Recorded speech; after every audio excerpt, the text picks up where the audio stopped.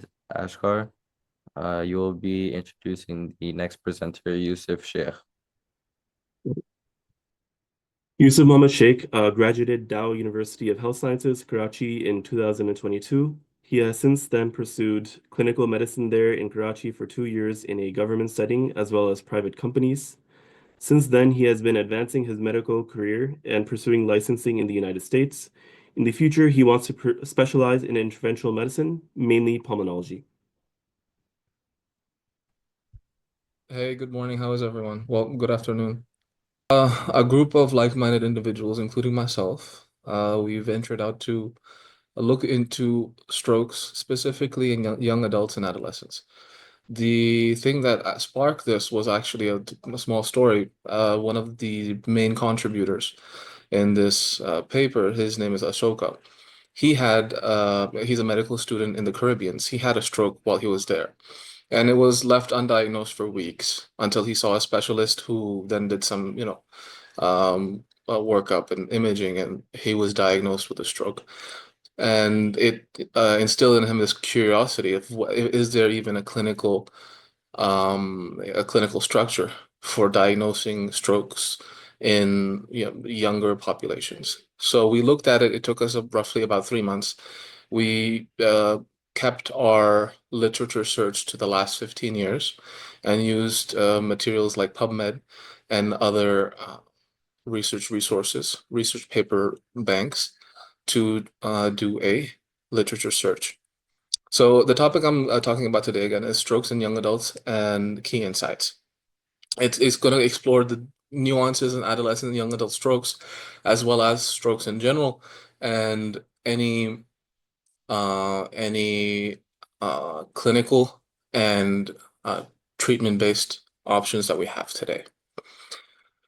Again, my name is Yusuf Muhammad Sheikh. I'm from Dow University of Health Science, and let's keep moving forward. Okay, strokes in adolescence. Key insights. One, its significance in health as a health issue.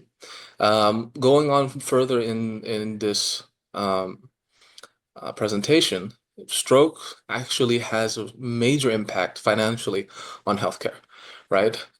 Because when a stroke is diagnosed, we use really major imaging modalities.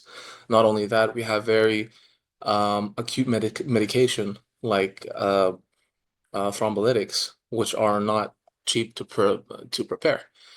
But afterwards, you have the recovery phase, right? There is um, a long-standing chronic treatment for that residual neurological defect that might develop. So it has a very, very huge impact on global mortality as well, of course. If it's not treated, if you don't have a proper clinical breakdown or clinical pathway to diagnose and treat it within a certain time frame, it could be very mortal, and it's unique characteristics.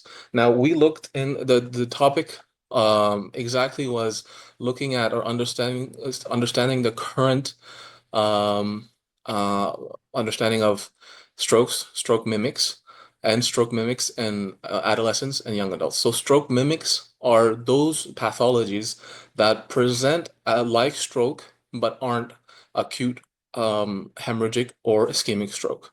Hemorrhagic stroke meaning stroke that's caused by a bleed in the vessel in the brain, whereas ischemic stroke would be a stop of blood flow due to some cause. And the raising incidences. It's not only in stroke. I have seen in my past clinical experience, I'm talking about the past 4 or 5 months, people as young as 30, 45, in their 20s even, coming with cardiovascular or vascular pathologies. When we're talking about people who are, fit for their age. So it's an up and coming rising concern. Types of strokes, like I mentioned. Ischemic stroke, caused by a blockage of blood in the brain, supplying blood to the brain. Thrombotic strokes. It's a type of ischemic stroke uh, caused by a blood clot, usually coming from the heart, traveling to the brain. Again, embolic stroke is a type of thrombotic stroke. Hemorrhagic stroke that's a rupture of the blood vessel causing a bleed inside the brain. Intracerebral hemorrhage. So hemorrhagic stroke usually is in and around the brain itself, while as intracerebral hemorrhaging is inside the parenchyma of the brain itself. So inside the brain substance, right? Subarachnoid hemorrhage and transient ischemic attacks. So TIAs are transient attacks usually lasting less than 90 minutes and not leaving any residual neurological defect. Sometimes it's not considered a stroke. It is a ischemic attack, but it's not considered a stroke, but a stroke mimic. Looking at the literature, basically. Key statistics, like I mentioned before, stroke prevalence in young adults is nearly 25%. And some of the recent works that we looked into showed that by the year 2035, young adult and the prevalence of strokes in this group from 18 to 50, I'm talking about people who might not have that many risk factors, is going to increase to almost 50%. Okay, rising incidences and trends in the age group of 15 to 39. Projected cost increase. A projected cost increase means with the increase of incidence, you're going to have increase of cost of healthcare management. And challenges for young survivors. So not only disabilities, living with a disability affects your not only your health but your mental health as well, your interaction with society. So integrating those people back into society is going to take a toll on any healthcare economy. Stroke risk factors in youth. It's a unique set of risk factors. Look, when we're talking about strokes in general, the strokes in general occur usually later on in life. Yeah, I have yet to see actually a patient apart from Ashoka who had a stroke before they were 50, right? It's usually 60, 70, maybe even in their 80s.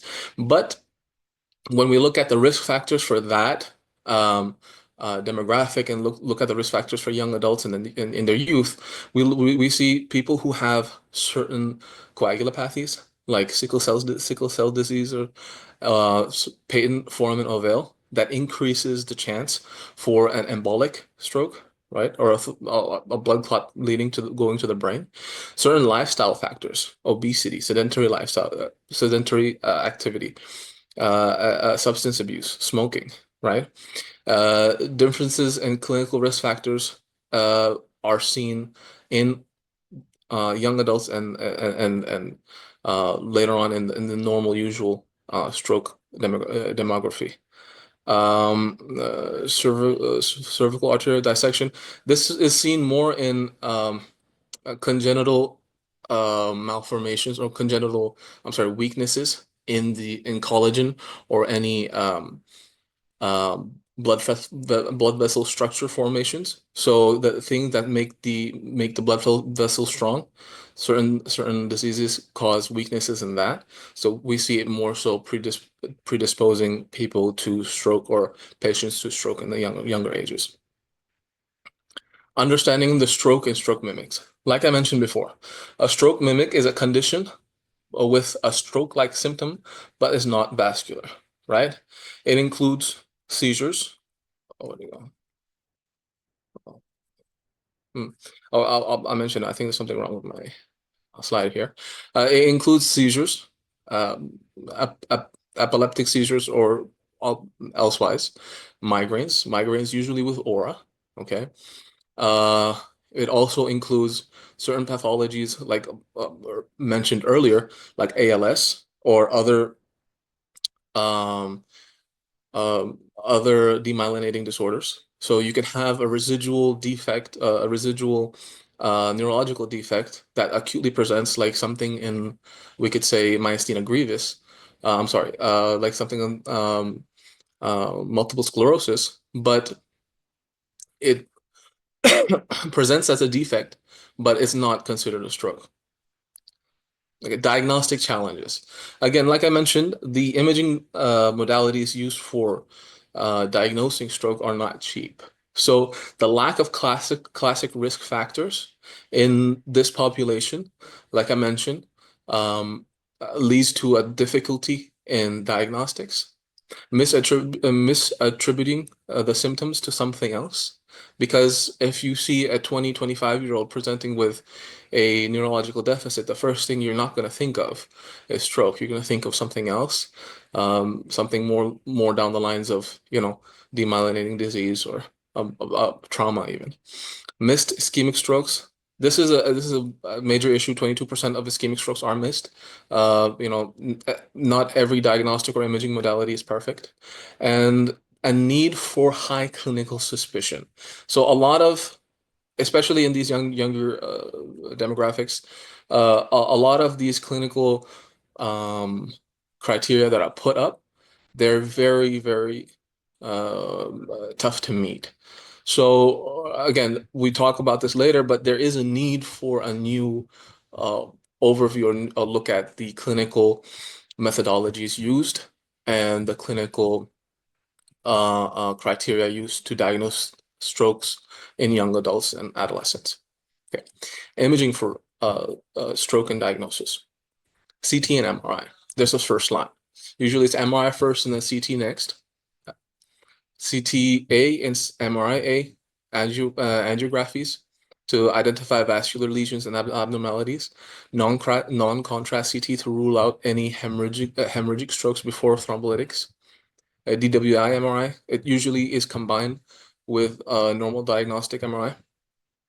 Sensitive for early ischemic changes and detection. And early imaging is very crucial. Like I said, you have hours of time, hours, uh, not even, we're talking about 2 to 3 hours before, major damage is done. Stroke management in youth. So the management is more so related with the normal stroke population. We have thrombolytics like altiplase within 4.5 hours is standard for ischemic strokes. Then we have mechanical thrombectomies or even surgical interventions like uh, vessel coiling. So large vessels are either that have occluded or inoculated or reanastomosed. Post-acute care, uh, it's a disciplinary approach, which includes physical, rehabilitative, cognitive, and even medical approaches. And importance of rapid treatment. Again, like you see the thrombolysis. It has actually a smaller time frame. In more recent literature, it's looking at 3.5 to 4 hours to have a better outcome. But 4.5 hours still is not that much amount of time because a normal individual does not know he's having a stroke. They might think, oh, yeah, he got too hot, especially in young adults and adolescents, that he got too hot, he got tired or something like that. And a lot of patients do not come within that time frame. So we have to look at that as well and create more awareness. Hemorrhagic stroke management. Immediate goals are usually to control the bleeding and reduce intracranial pressure by using blood pressure medications and medication that will decrease the intracranial pressure. Again, blood pressure management, monitor and adjust the blood pressure to not only to provide optimal perfusion to the brain, because you are having a hemorrhage, but you don't want to drop the blood pressure too fast. It will cause even more damage. Potential cervical interventions, I mentioned before. Vascular coiling, reanastomosis, and tailored management specific to the etiology and the patient itself based off of the risk factors. Survivors, long-term challenges. Like I mentioned before, the residual neurological defect is not the only effect stroke has. There are multiple issues like the physical disabilities, such as mobility. Many stroke survivors experience lasting physical challenges impacting their daily activity, cognitive impairments, and hindrance of function. They have difficulty calculating, understanding, perceiving normal functions. And certainly stroke patients, even they have personality changes too. Psychosocial issues, emotional issues, issues with regulation of their emotion, neuroplasticity, plasticity aids for patients. Younger individuals may experience better recovery due to brain adaptivity and adaptability, high risk of long-term impairment. Despite recovery efforts, many face long-going impairment. Quality of living is significantly affected in these patients because, again, the usual population is later on in life. But if you have it really early, it's going to impact your life, the way you work. Not everyone has insurance. So where you work, how you work, what job you are able to do. And rehabilitation, of course, is crucial for recovery. If you can provide them the tools to survive, it's like providing a fish or teaching someone how to fish, right? Rehab strategies for stroke. Again, it's not a one person hero, right? We're working together in this. Psychologists, psychotherapists, physicians. You tailor the program based off of the need of the individual, right? And try to educate. Again, if you treat the patient, but as his environment is suboptimal, you're not really treating the patient properly. So you have to educate the people around them and do your best. Of course, it's not going to be perfect, but do your best to give them that environment at home, wherever they are, to become, better individuals in their life. Mental health considerations. There's a high prevalence of mental health post-stroke. Many young stroke survivors experience anxiety, depression, PTSD, hence the need for psychotherapists. Challenges in social reintegration, finding a love again, finding love for oneself. Need for ongoing psychological support, and recognizing psychosocial impacts that their disease or lasting disease might have. The future direction of stroke care. Now, stroke and diagnostics of stroke are ongoing subjects of research. Targeting research for young adults and adolescents. Focus on stroke management for young adults and adolescents. Again, a need for a flow chart or a clinical diagnostic chart that is is more lenient. Genetic components and biomarkers. Looking at blood works that can be done, like when we have a heart attack, you have troponins and different blood markers you can check. So looking at that less, so you can have a more rapid response, let's say. Tailored rehabilitative strategies and addressing rising stroke incidence. Stroke in young adults. Unique challenges in stroke. Stroke in young adults require specialized strategies for effective management. The effective management, as I mentioned before, includes therapeutic and post-stroke rehabilitation. Understanding stroke mimics, including neuropathies, migraines, and seizures. Rehabilitation and support. And of course, education, furthering and advancing not only our efforts in looking at stroke, but also furthering advancements in future stroke care. Again, the reason behind this, like I mentioned, the story of Ashoka, was to spread awareness that stroke is not something you'll see in someone that's 60 only. It could happen to anyone, especially with the certain risk factors like coagulopathies, sickle cell disease, adolescents who are more so overweight, who have a history of some sort of collagen disease or a family history of substance abuse and they start using. So to spread awareness and prevent the disease is better than the cure. And I would like to wrap it up. Where do we go from here? Again, clinical awareness. Remind everyone that stroke is a thing not only seen in the elderly patients or the demographics, ER clinical protocols, and prevention and future statistics. Prevention is better than a cure. And with the rising incidences, we have to try our best to not only stratify the data and understand and modulate what type of risks or increases we're seeing, but also spread awareness. I'd like to acknowledge first God for allowing me to be able to do, work here. Ashoka and the rest of my team, especially Dr. Muhammad Khan. He is a research fellow in New York. Right now, I think he's on break, but he helped us a lot. I love to thank Dr. Khan and the Asset Platform for allowing me to be here. Dr. Zahid for giving me an amazing drum roll, and my family. Thank you all. If there are any questions.